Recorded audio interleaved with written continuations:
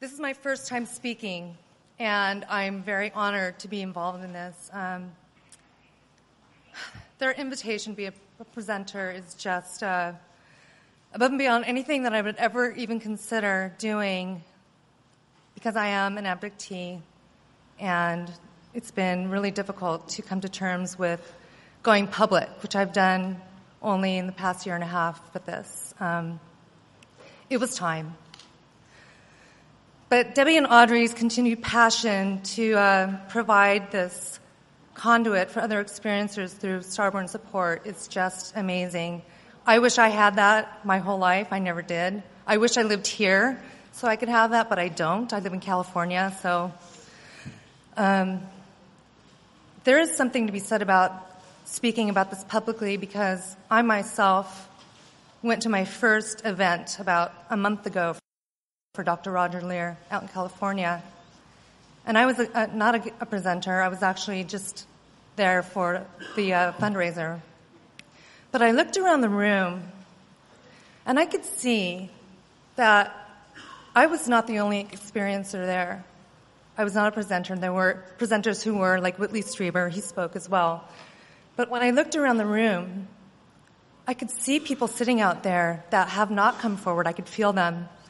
And I felt really sad, because I was one of them, or maybe one of you who are sitting out there yourselves, who has not come forward and shared your experience. So if you are, I really highly recommend doing so. It's been a great therapy for me. So where do I begin? Probably at the beginning. My first screen memory of my experiences came back in 1986. And that happened when I saw the cover of Communion. Now, I know that a lot of you, if you are an experiencer, could definitely resonate with that. I had these dreams as a child that I thought were dreams.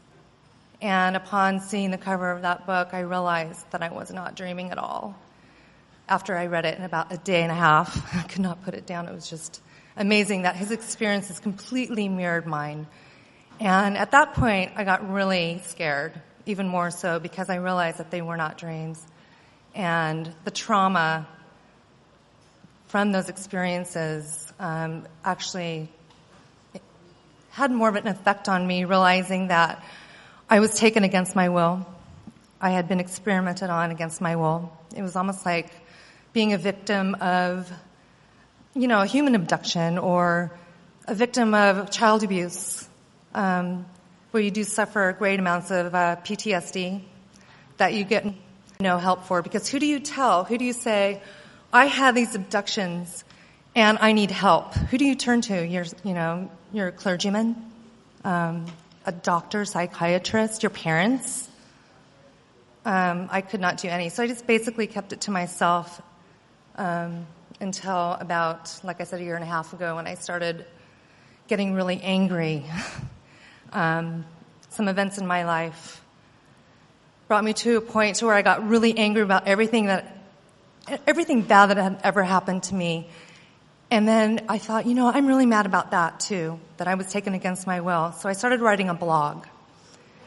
And doing that was just mind-blowing, because I realized that I wasn't alone, and I realized that there were so many people out there who weren't able to come forward publicly, but they could write me an email and say, hey, you know what, I had this experience and I just need to share it with somebody. And I realized, wow, okay, so I'm doing a service to people like me who need to have this camaraderie. Getting back to my first experience, my first screen memory was when I was about 4 years old, and I had a dream. I'm sure everybody has heard that term before, of myself being carried back into my bedroom in the middle of the night. And I almost felt like I was being carried by small children, like they were just really giddy. And I saw the ceiling going over my head, and I got put back in bed, and the covers pulled back up to my neck. And I thought, okay, I just went to sleep. And in the morning, I said to my mother, I said, Mommy, I need a Band-Aid for my belly button.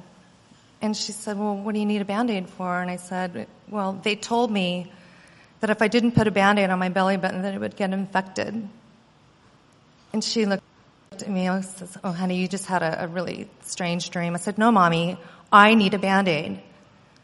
And she says, "Well, who were they?" And I said, "You know, the ones that come." And she just rolled her eyes and said, "Okay, here." And I put the Band-Aid on and went on my merry way, and that was the end of that. So my next memory after that was probably about a year later. And I was at daycare during the summertime in California. And I was a very precocious child. I liked to wander off when I wasn't supposed to during recess. And I was quite a loner. And there was this old abandoned barn. And I went into the barn. And it was an old, like a shed or like a tack room. There was a saddle and there was a bridle hanging from the wall, but it was all just heavily weeded, not taken care of for years. And it was really hot, middle of July. And I looked up into the rafters, and I know most of you that know anything about this phenomenon that the owl is a huge symbol. And when I looked up into the rafters, there was this beautiful, elegant owl sitting up there. And I was just amazed at this being. It's just incredible. And all of a sudden, it got really loud, like a swarm of bees. And it just was so deafening. And it got very, very bright, almost like if you feel like you're going to pass out, where everything gets really bright. And I put my hands on my ears, and I just went down to the ground, and I just sat there, holding my ears until the sound went away. And when it finally went away, I opened my eyes, and it was dark outside. And I thought, okay, I did pass out. I'm in big trouble because nobody knows where I am. All of a sudden, I heard a bunch of people outside yelling my name. And one of them was my mother. And I ran out, and I said, "What happened?" And she says, "Where in the hell have you been?" And I said, "I don't know what happened, Mommy. I just went into this barn, and it's dark." And she just grabbed me by the hair and said, "You're in trouble." And she swatted me. And she said, "You just wait until your father gets home." And I knew that I could never talk to my parents about this because they would never understand. I think that's pretty true with a lot of experiencers, that once they realize that they've had these experiences, they can't share them with their parents because they think that they're just, having a very vivid imagination or they're just dreaming. And for me, that was definitely the case. And so, again, keeping it to myself pretty much my whole life was the way that I had to treat that. So when these memories started coming back to me after I read Communion, it was really interesting because as I read the book, my experiences completely mirrored his in every way, shape, and form. And I thought, okay, now this is not a coincidence, or is it? I mean, here this comes out. His experiences happened when he was a child. Mine did as well. Evolving into a different sort of awakening as well, with having a lot of psychic abilities being presented to me, having telepathy, precognition, tons and tons of synchronicity. That's something else I'll get into in a little bit later, but I thought, okay, so definitely I'm not crazy. I tried to contact him, actually. I sent him an 11-page letter. My pen would not stop writing. I said, okay, what about this and what about this? And I was so excited, but very dismayed when the letter was returned. Obviously, he's had a flood of letters that could not be read, which is also another, validation that these things are happening to a lot more people than just all of us sitting here. But in 1989, 3 years later, I was engaged to be married. I had a 3-year-old daughter at the time, And we were living in a small town in a place called Camarillo, California, kind of like a farming community. And I'd had a lot of sightings at that point. Also, a lot of visitations, pretty much similar to the one that I just told you when I was a child. But this one, it changed. It changed in the way that I was visited by a completely different being, or beings, I should say, that visited me my whole childhood. And what had happened was I was laying in bed, and I couldn't sleep. And my fiancé was sleeping next to me, and on the ceiling, there were all these prismatic shapes and colors and rainbows, and I was just mesmerized. It was almost as if somebody took a prism and held it at the window and shone a light through it and was spinning it around. And I was just mesmerized by this. And all of a sudden, a gold disc flew in from my bedroom window and manifested into a being standing next to my bed. And I went to look at what it was, but I couldn't turn my head. Now I was panicked. Now I had the same feeling that I had as a child where I was paralyzed. That came back to me at that moment. But now I felt a little bit more aware of a different consciousness also with the things that I had been studying. And that was the fact that this was not a gray. I could tell this was almost a human form, just in my periphery. And I spoke to it, her, him, whatever it was, telepathically and said, I am so glad that you don't look like what you really look like. Because if you did, I think I would be really freaking out right now. And she said to me, marriage is the most sacred part of our existence. And I am giving you the chance to experience that if you wish. Now, to say that that was the last thing that I would expect to come from a being's mouth, I mean, after everything that I had been through, I thought, okay, something is changing here. Where are the grays? Who are you, and what are you doing here? And she said to me, if you want to know what I really look like, look at the window. Now, I'm still behooved that my fiancé is completely unresponsive to anything that's going on. So I kind of afraid, to look at the window, but still curious. So I kind of shifted my eyes to the window, and there was a mantis being hanging from my windowsill. And I thought, okay, I got to get out of here. This is just a three-ring circus. What is going on? And at that moment, my doorknob shook, and the door flew open, and in came these three blue beings.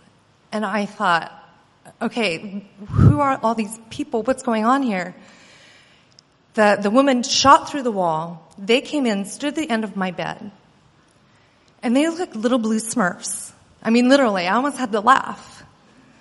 But I was so afraid, obviously, what was going on. And they said to me, it's Elise, my daughter Elise. They said she's throwing up. We cannot get her to stop throwing up. Now, at that moment, when it involves your child, all of a sudden, it was almost like it broke out of a spell, and I just shot down the hall, and I just away. And when I went down there, she was in her bedroom, and she was crying. And I said, honey, what's wrong? She says, I'm going to throw up. And she just started vomiting all over the bed. Now, I am freaking out because I knew what had happened to me prior to this. And I put her in the bathtub, I rinsed her off, changed the linens, and put her back in bed and fell asleep with her. And in the morning, she woke up and she was completely fine. And I looked at her and I was thinking, okay, I know I had this experience and she was involved, and is it all connected? I poured her some juice at breakfast, and she was drawing a little picture. And I said, oh, honey, that's really cute. What is that? And she says, oh, it's the animal from my dream last night. And I thought, okay, well, that's really cute, but I was a little concerned at this point. And I said, well, honey, it doesn't really look like an animal. And she goes, well, they're not really animals, but they're not really people either. Now I'm getting a little nervous, but I don't want to seem alarmed because now I'm thinking the phenomenon has advanced to the next level, and that's when it involves your family, especially your child, because I knew what had happened to me when I was 4, and I was devastated to think that I would have no control over the same thing happening to her. But again, I didn't want to make her seem alarmed, so I just said, oh, well, so what were they doing, and what did they look like, and, like you would. And she said, well, there were 3 of them, and they were blue. And, I had to walk away for a second and just compose myself because I was just that afraid for her. And I said, well, what are these little lines were on the sides of the head, and she says, well, that's where their ears should be, but they didn't have any ears. And I said, well, what were they doing? And she says, well, they were smelling me, and they were telling me that they loved me. And I just thought, okay, that's what they would do to make a child feel comfortable, is to lie to them, is what I was thinking. But again, I didn't go there. And there was this little squiggly shape over its head. And I said, well, what is that, honey? And she said, well, it's a cloud, Mommy. They come from the clouds. So at that point, I realized that this phenomenon had escalated with my family. But again, would never bring it up to her because I didn't want her to live the life that I did. I didn't want to put any sort of thought into her mind. I didn't want to say anything about my experiences around her because I knew that once I did, that those memories might come back to her as well until she was older. And she's now the age that I was when I first read communion. And I have been very open with her, which I think that a lot of parents should do with their children who they think have had, experiences as well. And I said, do you have any memories? And she says, no, Mommy, I don't, and I don't want to talk about it. And I said, well, that's fine, honey, but just know that there is a possibility that someday these things might come back to you, and when they do, I certainly hope that you can talk to me or somebody else about it. It doesn't matter who it is. Just make sure that you have somebody to talk to. Also, I want to say one thing about this experience. I think it is changing. For me, it has. And I think a lot of it has to do with not really paying attention to the lights in the sky, not really paying attention to the entities that seem to be visiting us on a regular basis.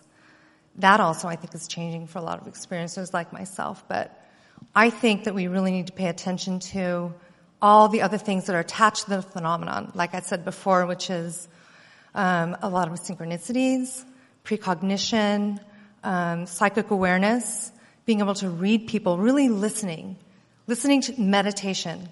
If you are an experiencer, okay, and you feel like you are having questions about where these messages are coming from, if you really ask for that answer, you will get an answer. And I think it actually will help you elevate your consciousness to realizing it's not necessarily just about the experience itself. It's what you get from the experience. And not really to focus on what is happening, but why is it happening. I think for me, just knowing that with my meditation has changed my life because I'm really believing that we really should not focus on the negative aspect of what happened to us, but taking that experience and equating it to where you are now and making it a positive experience, focusing on the journey, focusing on getting to hear from there, and realizing that things are out there for us as far as paying attention to your own awareness. Now, I have, like I said before, become really aware of my psychic abilities and having a lot of precognition. Also, asking for guidance, and whether they are, like Todd was talking about earlier, is it magical? Is it spiritual? Is it really an entity from another dimension? Does it really matter what it is? I think what really matters is that we have to, excuse me, Audrey. Thank you so much. My glasses are, I'm nearsighted. I'm sorry, farsighted. So,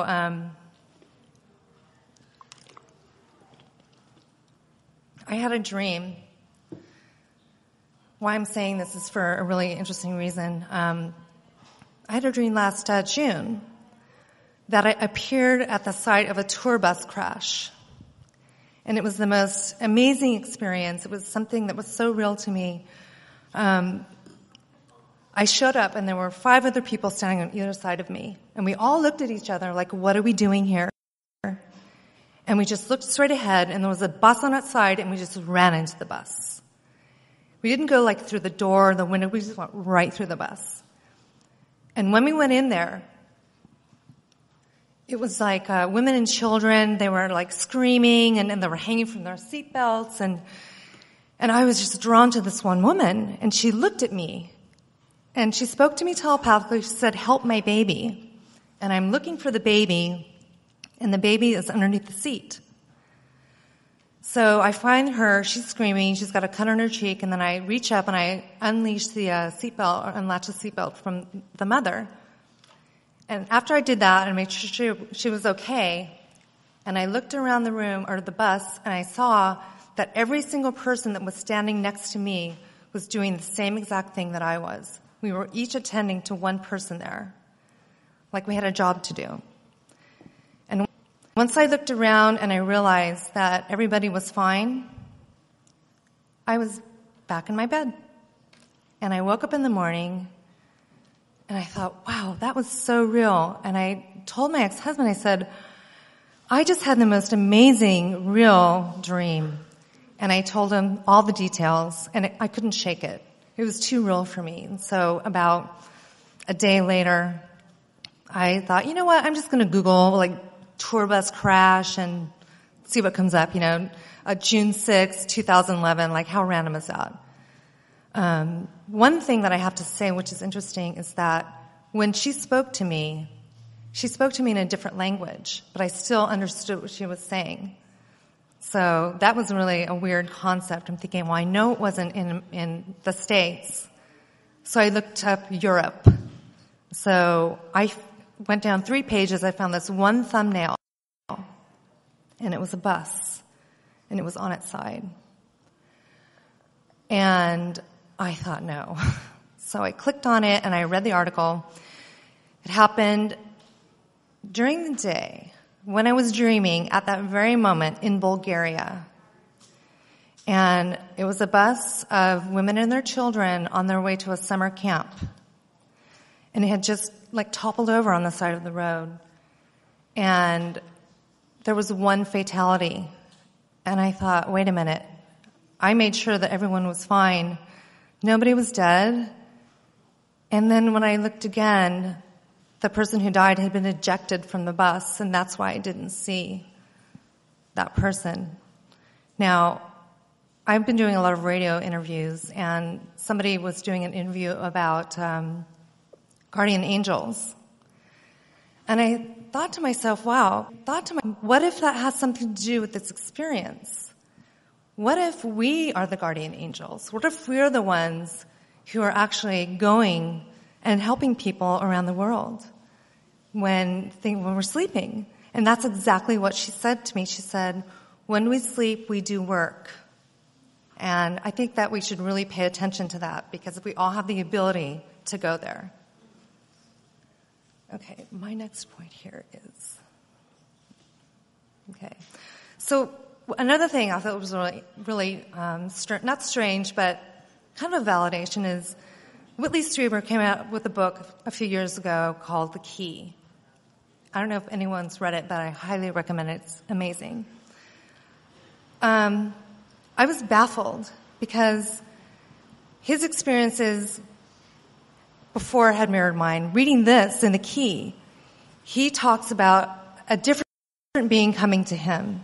And now it's more like a light being and giving him guidance, just like I was getting as well. So I again thought, wow, is this experience changing? Is it going from this whole, malevolent situation to something extremely wonderful? And just the fact that I don't really hear a lot right now, a lot of real, horrible visitation. I don't know about you, Audrey, or anyone else, but for me, I have not had a horrible, malevolent experience. In fact, my last visitation was last July, a year ago, when I was house sitting. And I was sleeping, and I had actually done a huge meditation that day, which was interesting. And I said, whoever wants to send me the message, because I was getting this real, psychic feeling, like somebody was trying to tell me something. So I opened myself up to whoever it was. Big mistake. So I went to bed. I woke up, ironically, and I know people have heard this before, at 3:33. It seems to be a common theme here. And when I did, I looked at the door, and there were 3 grays standing there. They were just standing there. And they said to me, "We are the Grays, and we are here." And they just stood there. And I chuckled, and I said, "Okay, so, like, do you want a drink, or do you want, like, watch a movie, or, I mean, so what's your point?" And they just turned around, and they walked away. And I thought, okay, that was strange, because all my life, these beings were tormenting me. And now I felt like there was a physical barrier between us. Like, I felt protected. Like, things are changing. I don't know what it is. I don't think we'll ever have the answers to that. But I think we need to really pay attention to, if you are an experiencer, where you were then as a child or growing up or whatever, and where you are now consciously. I think that is something that it's going to change the world, raising our psychic vibrations, raising our conscious awareness, raising the vibration of this earth, because something is going to happen here, and we need to be ready for that. Okay, so in closing, I would like to stress that maybe we should try to look beyond the fact that these things have happened to us, and that there are anomalous things in the sky, and to maybe focus on why, like I said, why these things are happening. There are so many things that we may never know, but if we remain open to the possibilities, we might be enlightened to the things that we never dreamed possible. Thank you again, Audrey. Oh, she's over there. Thanks for Starburn. I'm sorry, I'm nervous now. Thanks again, Starburn Support, and all the presenters, all of you. Thank you.